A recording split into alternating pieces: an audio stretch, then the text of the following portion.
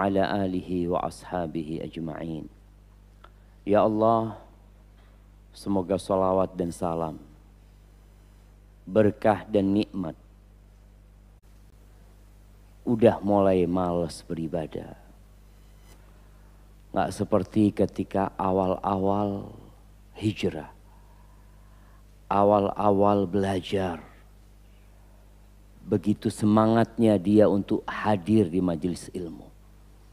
Begitu semangatnya dia hadir di shaf pertama. Bahkan sebelum azan dikumandangkan, dia pun sudah hadir. Tapi dengan berjalannya waktu ada perubahan. Sebagian kita merasa sudah capek, lelah.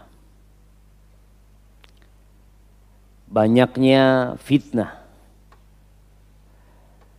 banyaknya godaan yang membuat sebagian kita nggak sabar. Ahibati fillah, pandemi sudah hampir berlalu,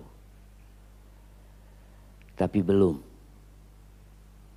Karena ana lihat kita masih wajib pakai masker, insya Allah.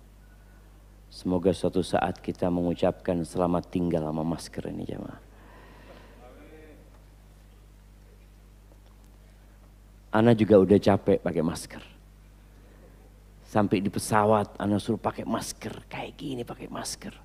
Terkadang kalau pramugarinya pergi ana copot sedikit gitu ya. Kita capek jemaah. Apa yang harus dilakukan? Rasul sallallahu alaihi wasallam mengatakan likulli amalin syirrah wa fatrah. Semua amalan itu ada masa membaranya, semangat. Tapi ada masa futur, masa loyo. Dan sepertinya hampir semua mengalami seperti itu. Karena iman itu memang naik dan turun. Rasulullah sallallahu alaihi wasallam, bagaimana Allah menggambarkan perjuangan beliau untuk menegakkan agama Allah ini. Beliau dimaki, beliau dibuli, dicela, dihina alaihi salatu wassalam. Sampai Allah Azza wa Jalla mengatakan, walaqad na'lamu annaka yadhiqu sadruka bima yaqulun. Kami benar-benar tahu bahwasanya dadamu menyempit gara-gara omongan orang-orang itu. Bagaimana tidak? Rasulullah sallallahu alaihi wasallam mengajak mereka kepada Allah, menyeru mereka menuju ke segala kenikmatan, ke surga Allah Azza wa Jalla. Beliau ditolak, beliau dilemparin batu, ucapan-ucapan yang menyakitkan. Bukankah 40 tahun sebelum beliau mengajak mereka kepada Allah, yang ada di kota Mekah itu pujian dan sanjungan buat Nabi Muhammad sallallahu alaihi wasallam, Al-Amin. Siapa yang tidak kenal dengan Muhammad Al-Amin sallallahu alaihi wasallam? Tokoh-tokoh Quraisy itu mereka ridha dengan Nabi Muhammad SAW. Tapi kemudian terjadi perubahan. Orang kalau biasa hidup dihina dan dibuli, biasa. Orang yang biasa hidup di rumahnya tanpa ada lampu dan penerangan, biasa dia merasakan kegelapan. Tapi tatkala seorang hidup di rumah yang terang benderang, tahu-tahu mati lampunya. Gimana perasaan? Dan Allah sebutkan bagaimana kondisi dada Nabi SAW. Terus apa yang dilakukan? berhenti berdakwah. Seperti yang pernah terjadi dengan Nabi Yunus alaihi salam ketika beliau meninggalkan kaumnya. Tidak. Allah mengatakan kepada nabinya, fasabbih bihamdi rabbika wa kun minas sajidin wa'bud rabbak hatta ya'tiyakal yaqin. Ketika kondisimu sulit, dadamu menyempit, apa yang harus dilakukan? Salat. Salat, bertasbih, memuji Allah Azza wa Jal. Maka Nabi kita alaihi salatu wassalam, idza hazabahu amrun fazi'a ila salah. Beliau kalau dirundung masalah, beliau lari kemana? Sebagian kita lari ke hiburan. Handphonenya menjadi tempat pelarian dia. Mungkin dia menonton hal-hal yang membuat hatinya senang sejenak. Enggak. Jangan lari ke tempat ini. Lari ke tempat sujud. Wa kun minas sajidin. Jadilah orang-orang yang terus sujud beribadah kepada Allah Azza wa Jalla. Sampai kapan gitu loh. Terkadang kita berpikir jalan ini panjang dan melelahkan. Sampai kapan kita seperti itu? Hatta ya'tiyakal yaqin. Sampai datang kematian kepadamu. Dan kita tahu setan tidak pernah putus asa menyesatkan manusia. Jangan dipikir nih orang-orang yang udah datang ke masjid, orang-orang yang sudah rajin beribadah, setan putus asa untuk menyesatkan kita. Enggak. Selama hayat masih di kandung badan, maka dia akan tetap berusaha menyesatkan kita. Maka di antara doa Nabi SAW mengatakan, wa a'udzubika ayyatakhabbatani syaitan indal maut. Ya Allah, jangan sampai aku disesatkan sama syaitan ketika mati, ya Allah. Ketika mati. Dalam sebuah riwayat cerita kematian Imam Ahmad bin Hanbal. Bagaimana tatkala orang-orang membesuk beliau. Beliau di antara sadar dan tidak sadar. Mereka menyuruh Imam Ahmad untuk mengatakan la ilaha illallah. Tapi Imam Ahmad dalam kondisi yang berat itu mengatakan la ba'd. Kata dia, tidak, belum, kata dia. Belum, kata Imam Ahmad. Ketika sadar ditanya Imam Ahmad, ya Imam, kenapa engkau tadi mengatakan la ba'd, kata dia. Belum, kata dia. Tidak, kata dia. Kata Imam Ahmad, setan datang di ujung kakiku sambil menggigit jarinya mengatakan, Futtani ya Ahmad, engkau selamat dari godaanku Ahmad. Engkau selamat dari godaanku. Bayangin jemaah. Setan ingin menumbuhkan di diri Imam Ahmad ujub. Berbangga diri. Merasa telah menjadi orang baik yang selamat dari godaan iblis. Kata Imam Ahmad, lah belum. Ini kau sedang godain aku. Belum selesai jemaah. Hatta ya'tiyakal yaqin. Selama kematian belum menjemput kita, berarti kita tetap harus beribadah kepada Allah Azza wa Jalla. Nggak ada ceritanya orang sakit berhenti beribadah. Kenapa? Karena hayat masih ada, masih dikandung badan dia. Ahibati fillah. Tatkala kita mulai merasa lelah, merasa capek, kita perlu membuka Al-Quranul Karim. Kita perlu membaca Siratu Sayyidil Mursalin. Perjalanan hidup Nabi alaihi salatu wassalam. Bagaimana Allah ceritakan perjuangan mereka. Antum gak apa-apa jalannya terkadang lambat. Kadangkala kita jalannya Allah Ustaz berat ya. Tapi jangan pernah jalan ke belakang. Masa lalu jangan pernah kembali ke masa lalu. Kita harus terus menuju kepada keridhaan Allah Azza wa Jalla. Para sahabat Nabi radhiyallahu taala anhum, bagaimana tatkala mereka masuk Islam, perjuangan mereka, jemaah. Sebagian mereka harus disiksa oleh kaumnya. Bagaimana Bilal bin Rabah, bagaimana ceritanya Sa'ad bin Abi Waqqas, ya. Diuji keimanan Sa'ad bin Abi Waqqas. Saat masuk Islam umur 17 tahun kira-kira. Masih muda belia.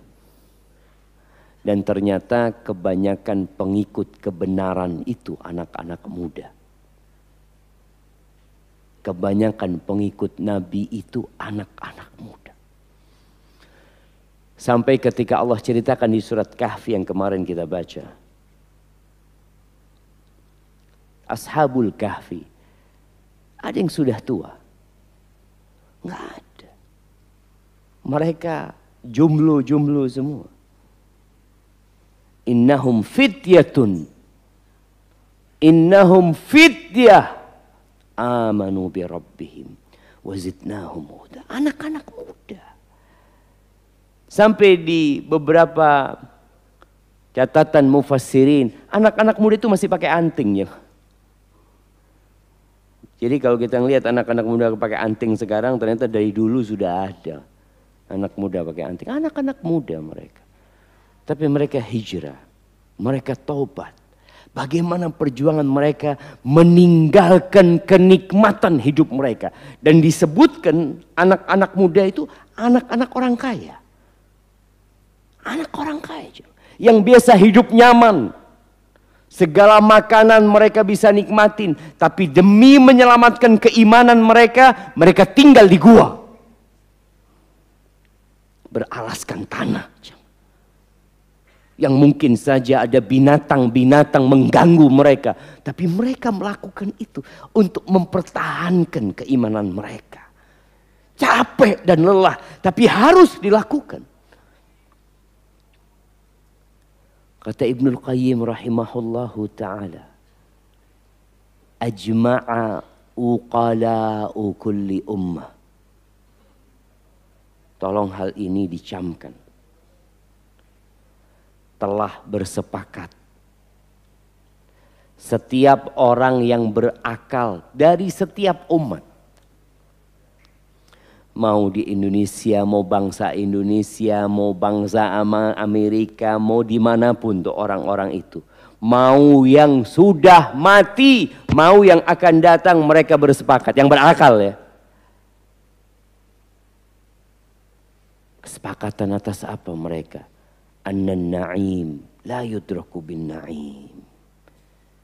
Jamaah, kenikmatan itu tidak bisa diraih dengan kenikmatan. Nggak bisa. Wa man athara ar-rahata fatathu ar-raha. Barang siapa yang memilih hidup santai, istirahat, maka dia akan kehilangan waktu istirahat yang sebenarnya. Antum lihat bagaimana para sahabat Nabi.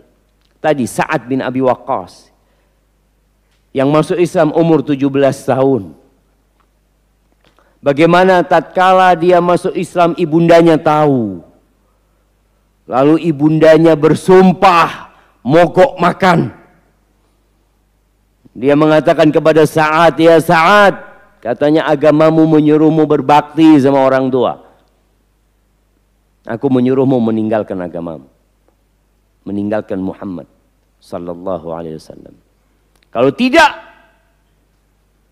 aku akan berhenti makan sampai mati atau engkau keluar dari agamamu.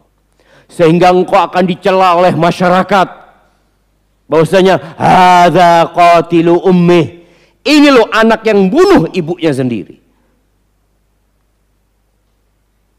Betul jemaah. Ibundanya nggak makan. berhenti makan. Jadi godaan itu kadangkala yang membuat kita jadi lemah, jadi capek dan lelah dari orang terdekat kita, jemaah. Bukan orang lain. Keluarganya, kalau mau ngasih makan ibunya itu harus dibuka mulutnya, disuapin makan. Sampai kondisinya kritis.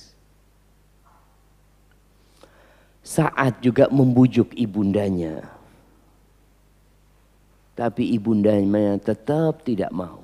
Satu permintaan ibundanya, engkau tinggalkan Muhammad SAW. Terakhir, capek saat lelah menghadapi ibundanya. Lalu dia mengatakan, ya ummah, wahai ibunda, lau anna laki mi'ata nafsin fa kharajat nafsun ba'da nafsin ma taraktu millati atau ma taraktu millata Muhammadin sallallahu alaihi wasallam. Wahai ibunda, kalau engkau memiliki 100 nyawa,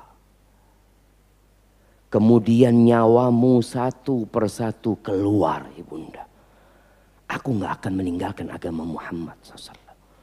Aku tidak akan meninggalkan agamaku. Terserah engkau, bunda.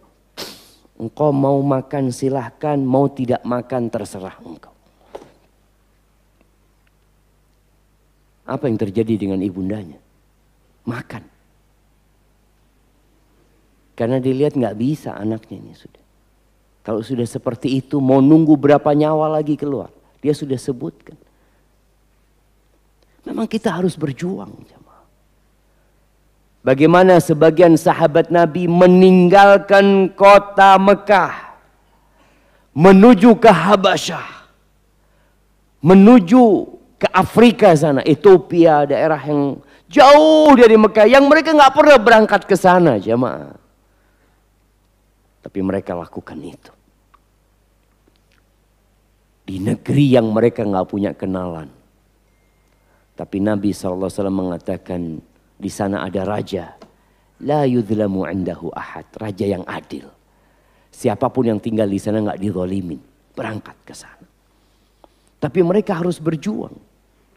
Meninggalkan kampungnya. Meninggalkan pekerjaannya.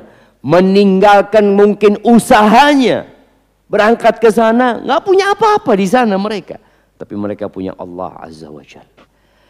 Itu yang terkadang sebagian kita lupa dengan perjuangan yang harus dilewati.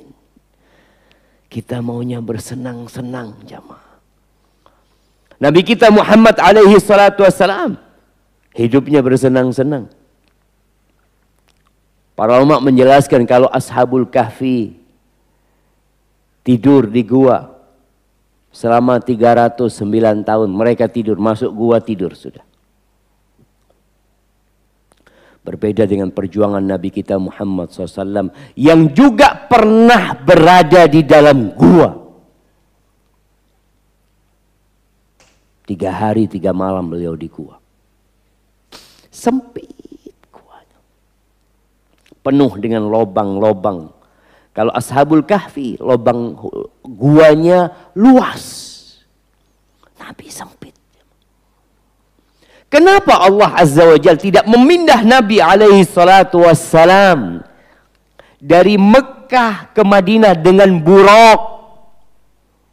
Seperti yang pernah terjadi ketika beliau Isra menuju ke Masjidil Aqsa. Bukankah bisa Allah memberikan fasilitas buraq kepada Nabi sallallahu alaihi wasallam? Bisa. Tapi kenikmatan tidak bisa diraih dengan kenikmatan. Kenikmatan itu diraih dengan perjuangan. Maka Nabi tidur di sana. Istirahat di sana 3 hari. Sayembara diumumkan di kota Mekah. Yang bisa mendatangkan kepala Muhammad hidup atau mati 100 ekor onta. Bukankah semakin berat perjuangan beliau? Yang sebelumnya beliau berdakwah di Taif, mengajak orang-orang Taif, dilemparin batu Nabi SAW. Sebelumnya para sahabat juga sudah hijrah ke Madinah. Yang kaya raya sampai Medina, 0. Ini yang tahu dengan Abdurrahman bin Auf. Abdurrahman bin Auf meninggalkan segala hartanya. Makanya sampai Medina, Nabi SAW memilihkan saudara buat Abdurrahman bin Auf yang kaya raya. Karena berat orang kalau habis kaya tahu-tahu harus meninggalkan kekayaannya, itu sulit jemaah. Tadi seperti yang disampaikan, kalau orang biasa miskin, terus miskin, ya biasa. Ana biasa Ustaz, makan sehari 2 kali. Ya biasa sudah. Nggak ada yang mengherankan. Ini Abdurrahman bin Auf. Sampai Medina nggak punya apa-apa. Dijadikan saudara dengan Sa'ad bin Rabi'. Konglomeratnya kota Madinah. Dibawa sama Sa'ad. Kata Sa'ad, ya Abdurrahman, kau saudaraku sekarang, kata dia. Aku nih punya kebun yang luas separuhnya buat engkau. Aku punya 2 istri. Engkau lihat mana yang lebih engkau suka, kau ceraikan nanti dia. Setelah masa iddahnya selesai engkau nikahin dia. Bayangin ya, cintanya sahabat di antara mereka.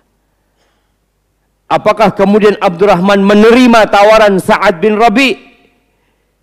Mau santai, punya istri, punya harta tanpa usaha.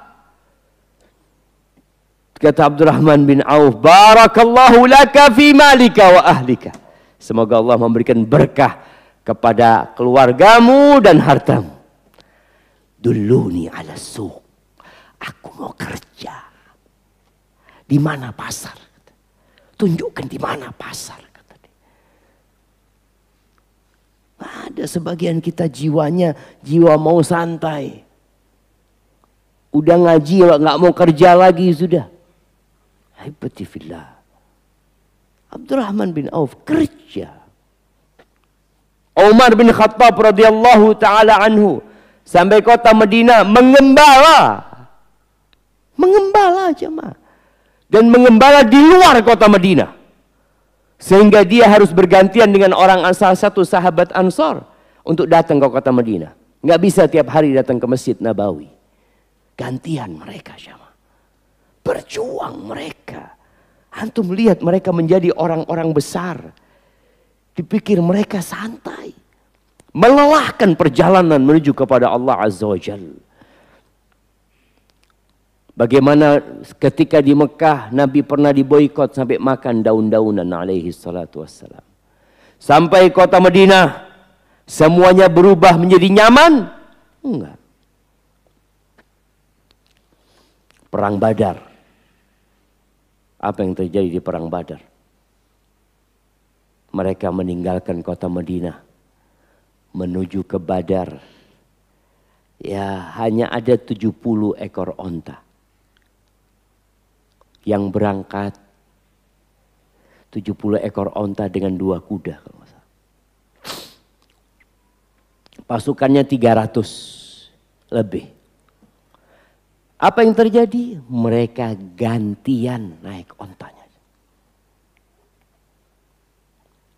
Kalau nggak salah Nabi SAW gantian sama Ali bin Abi Thalib dan Abu Lubabah atau sahabat yang lainnya. Ketika Nabi turun Sallallahu alaihi wasallam, kata Ali dan sahabat mengatakan, ya Rasulullah, biar engkau yang naik onta, kami yang jalan, menggantikan waktu jalan. Apa kata Nabi SAW? Ma antuma bi aqwa minni. Kalian berdua tidak lebih kuat dari aku. Dan aku juga butuh pahala, kata Nabi SAW. Jangan dipikir antum aja yang butuh pahala. Kalian jalan, aku naik onta. Itu Nabi SAW seperti itu jemaah. Terjadi perang Badar. Pulang membawa kemenangan. Alhamdulillah. Kemudian tahun ketiga Hijriyah terjadi perang Uhud.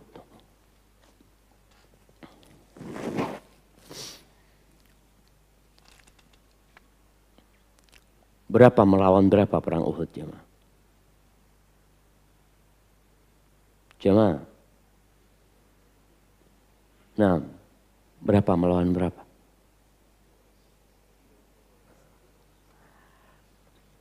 Kita tuh kalau lupa sama sejarah kita cepat capek ya. Cepat lelah kita. Tapi kalau kita membaca sejarah, antum akan ternyata belum apa-apa. Nggak seberapa perjuangan anak. Sudah merasa berat, susah, letih. Aduh, belum ada apa-apanya antum. Perang Uhud itu 700 melawan 3000. Dan pada waktu perang itu, umat Islam sempat menang.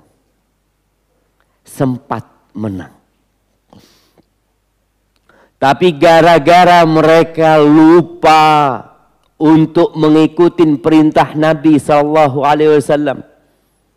Nabi memerintahkan kepada alaihi salatu wassalam 50 pemanah untuk bertahan di Jabal Ainain, bukit pemanah itu. Tapi setelah menang, 35 orang turun. Maka mulailah kekalahan umat Islam. Hamzah terbunuh. Mus'ab bin Umair terbunuh. Abahnya Jabir Abdullah terbunuh. 70 sahabat terbunuh. Bagaimana dengan Nabi kita Muhammad alaihi salatu wassalam? Beliau terjatuh di lubang yang dibikin oleh mereka. Beliau sempat pingsan alaihi salatu wassalam. Beliau bangkit kembali alaihi salatu wassalam, terluka. Pipinya berdarah, cuma gelang-gelang besi itu masuk ke pipi Nabi sallallahu alaihi wasallam.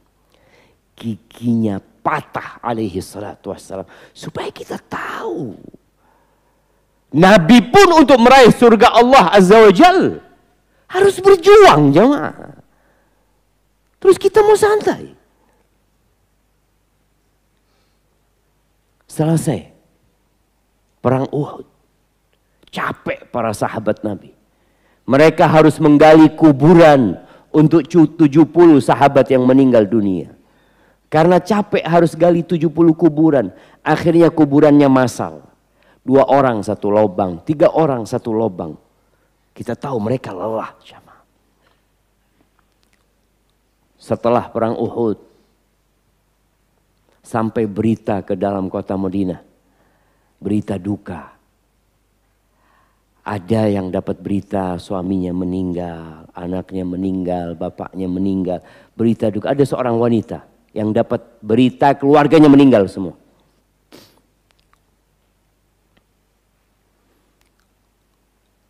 Kemudian yang dia tanyakan, kaifa Rasulullah sallallahu alaihi wasallam?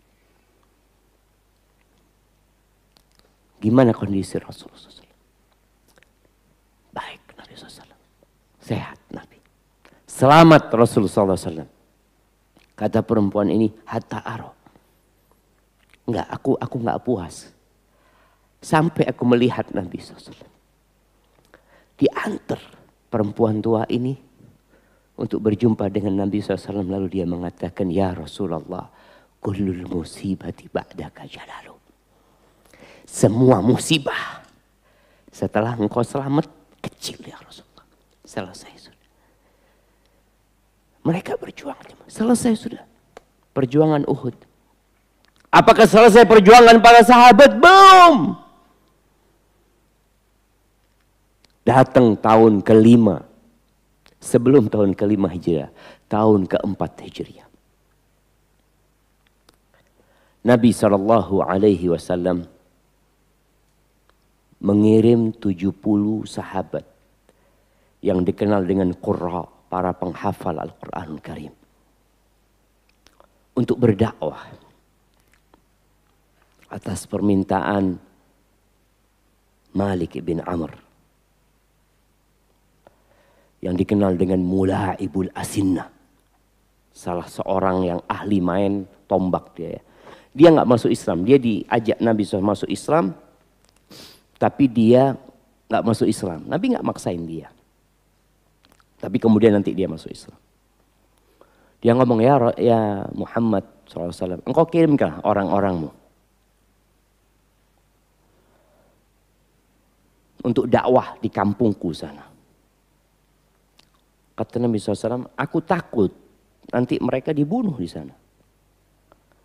Kata Malik mengatakan, ana jarun lahum, aku kasih suaka sama mereka. Jaminan keamanan. Berangkatlah 70 sahabat ini jemaah untuk berdakwah. Akhirnya dalam perjalanan sampai ke daerah namanya Bi'ir Ma'unah ya. Di situ Haram ibn Milhan diutus untuk menyampaikan surat kepada salah satu pemimpin qabilah yang merupakan keponakannya Malik bin Amr ini. Namanya juga Malik.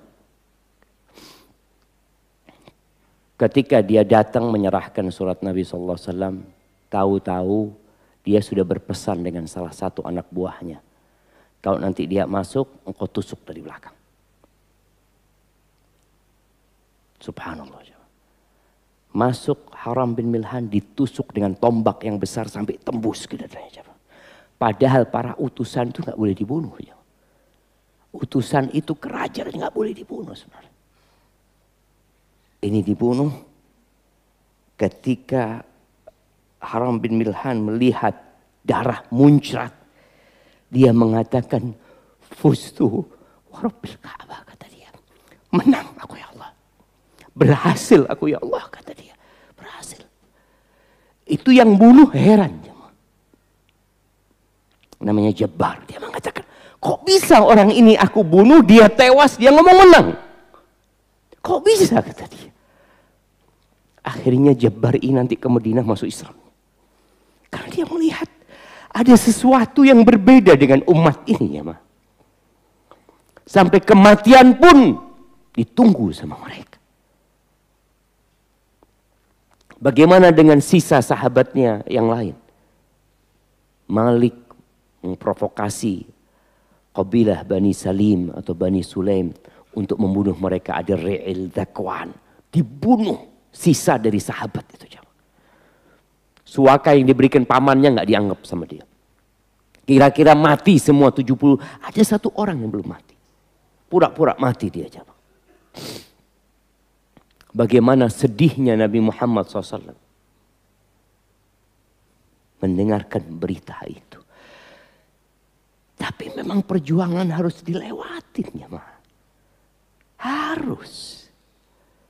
10 sahabat ini berbarengan dengan ada 10 sahabat Nabi yang dikirim ke arah kota Mekah, sama dibunuh mereka oleh orang-orang musyrikin.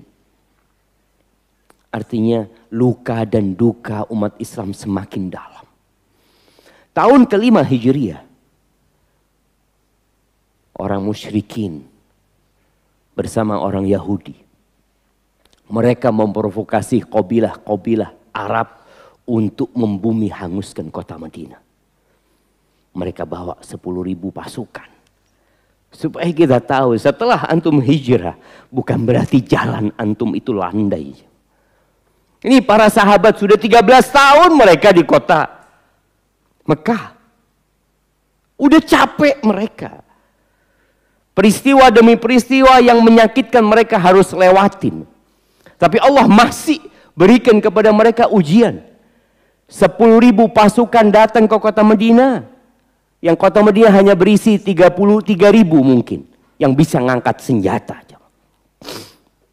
Akhirnya kita tahu cerita itu bagaimana akhirnya mereka membuat parit. Ya. Tapi gimana perasaan mereka?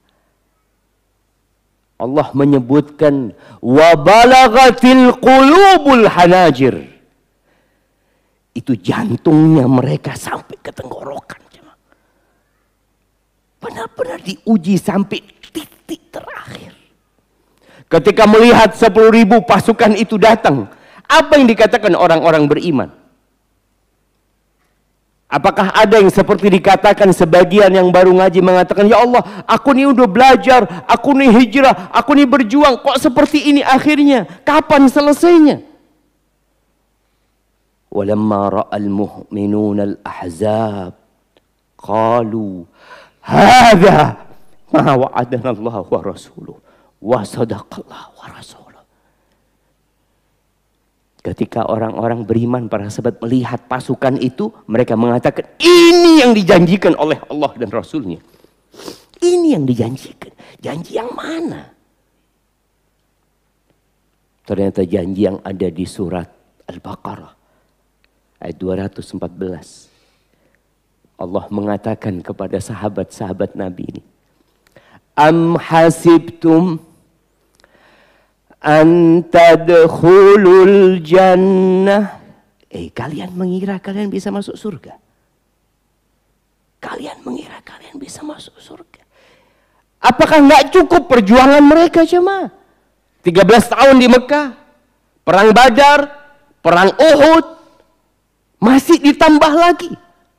Iya, nggak cukup jemaah. Ala inna sil'atallah ghaliyah. Barang yang Allah tawarkan sama kita ini mahal jemaah. Mahal. Am hasibtum an tadkhulul jannah walamma ya'tikum mathalul ladzina khalau min qablikum massathumul ba'sa wadh-dharra wa zulzilu hatta yaqula ar-rasul walladzina amanu ma'ahu mata nasrullah ala inna nasrallahi qarib. Kalian mengira kalian bisa masuk surga, padahal kalian belum ditimpa dengan apa yang menimpa orang-orang sebelum kalian. Mereka ditimpa penyakit, musibah, kelaparan, perang. Digoncangkan keimanan mereka. Sampai Rasul dan orang-orang beriman itu mengatakan, kapan pertolongan Allah turun? Kapan? Bukan mereka tidak percaya dengan pertolongan Allah, tapi mereka melihat lambatnya datangnya pertolongan Allah. Tapi mereka yakin dengan pertolongan Allah Azza wa Jalla.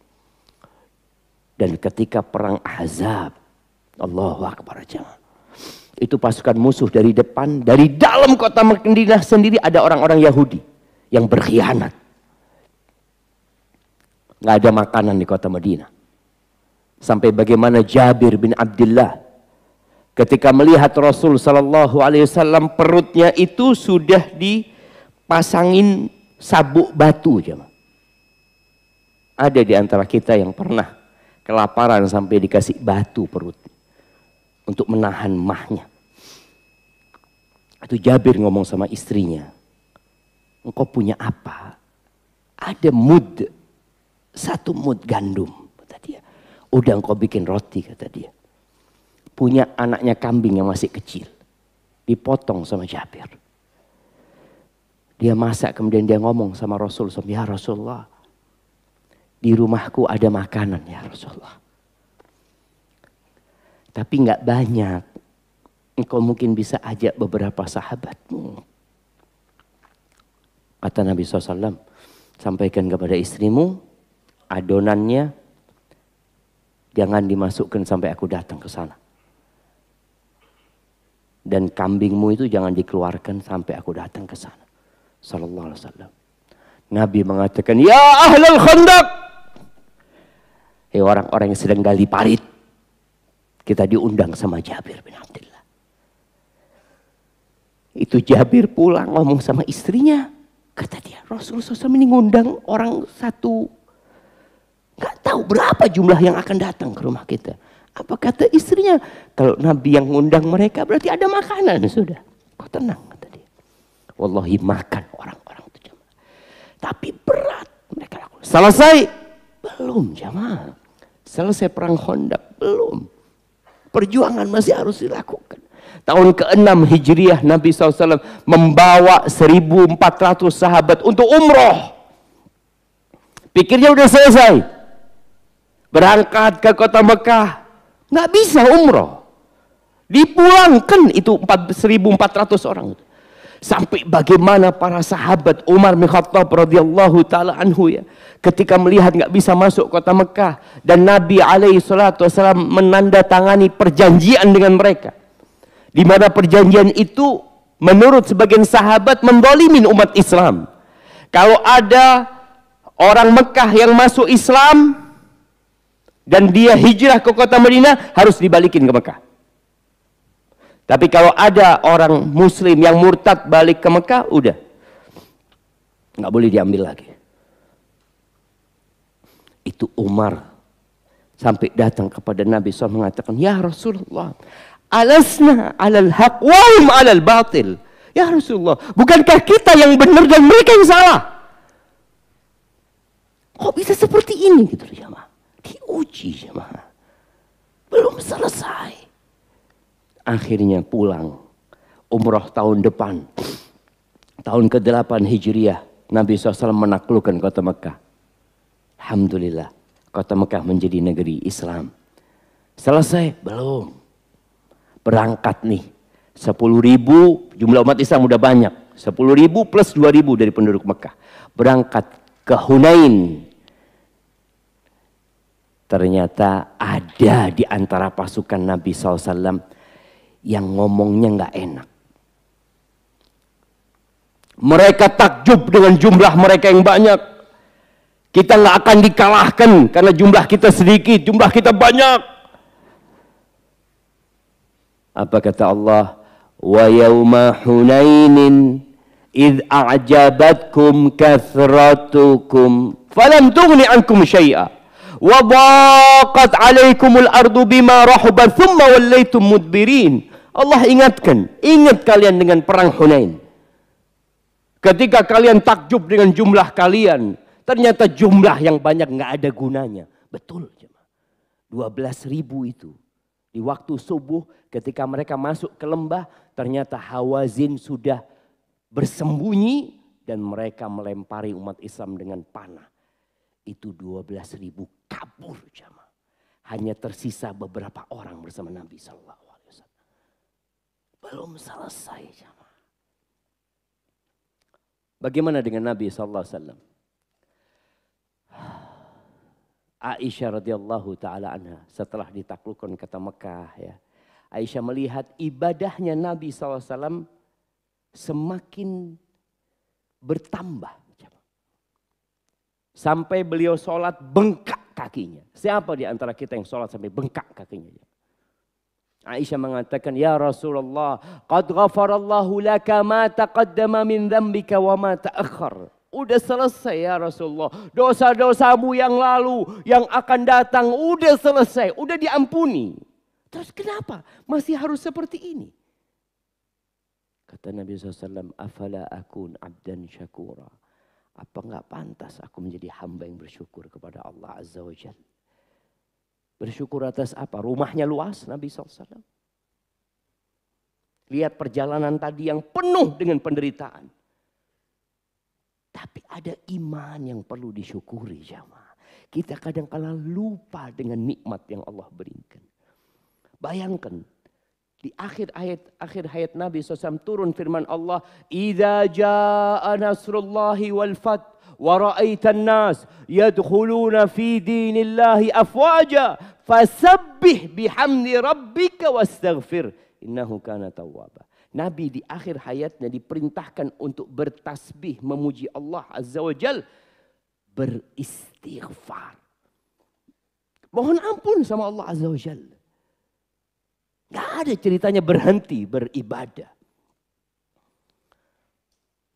Sebelum tanggal 12 Rabiul Awal tahun 11 Hijriah, Nabi SAW sakit parah jamaah. Sakit. Kadang-kala kita berpikir, apa belum cukup perjuangan Nabi SAW? Masih dikasih sakit sama Allah SWT. Beliau sakit kira-kira 14 hari jamaah. Dan sampai pingsan gak bisa sholat berjamaah ke masjid. Gak bisa. Padahal rumahnya itu nempel sama masjid Nabi SAW. Gak bisa ke masjid. Pernah salah seorang sahabat menjenguk Nabi SAW. Ketika beliau memegang selimutnya Nabi. Itu selimutnya panas jamaah. Dia sampai mengatakan, ya Rasulullah, innaka tu'aku wa'kan syadida. Ya Rasulullah, sakitmu ini parah sekali, kata dia. Itu Nabi Muhammad SAW jemaah. Kata Nabi SAW, na'am, inni u'aku wa'kan rajul hini minkum. Sakitku ini sakitnya 2 orang di antara kalian. Untuk apa? Untuk apa Nabi harus melewatin itu? Karena ada sebuah makom. Sebuah kedudukan yang tidak berhak diberikan kecuali buat Nabi kita Muhammad SAW. Maqaman mahmuda. Nabi dikasih penyakit seperti itu karena beliau dapat 2 pahala. Ahibati fillah. Makanya kalau kita ingin derajat yang tinggi di sisi Allah Azza wa Jalla, jangan pernah berhenti berjalan di jalan ini. Capek, lelah, ya sudah. Kita minta tolong sama Allah Azza wa Jalla. Dan kita berada di bulan Sya'ban. Jangan sampai bulan ini seperti bulan yang kemarin. Bulan ini bulan diangkatnya amalan kita jamaah. Qur'annya mulai dihatamkan sekarang, jangan nunggu Ramadan. Perbanyak puasa sunnah. Perbaiki hubungan silaturahim dengan orang-orang yang kita cintai. Karena pada bulan ini turfa'u fihil a'mal ila rabbil alamin. Diangkat amalan kepada Allah Azza wa Jal. Dan Nabi SAW hampir full puasa di bulan Sya'ban ini. Karena beliau ingin amalan ini diangkat dalam kondisi sedang berpuasa. Hadza wallahu a'lam bishawab. Ana mohon maaf karena nggak bisa lebih lama lagi jamaah. Karena ada acara yang harus dihadirin. Ana terima kasih banyak udah bisa hadir di sini. Jazakumullah khairan. Dan terima kasih kepada ada Ustadz Khairul, Ustadz Fauzan dan Ustadz-Ustadz yang lainnya. Semoga ya negeri kita diberkahi oleh Allah Azza wa Jalla. Pertanyaannya Anda bawa aja jamaah ya. Jazakallah khair.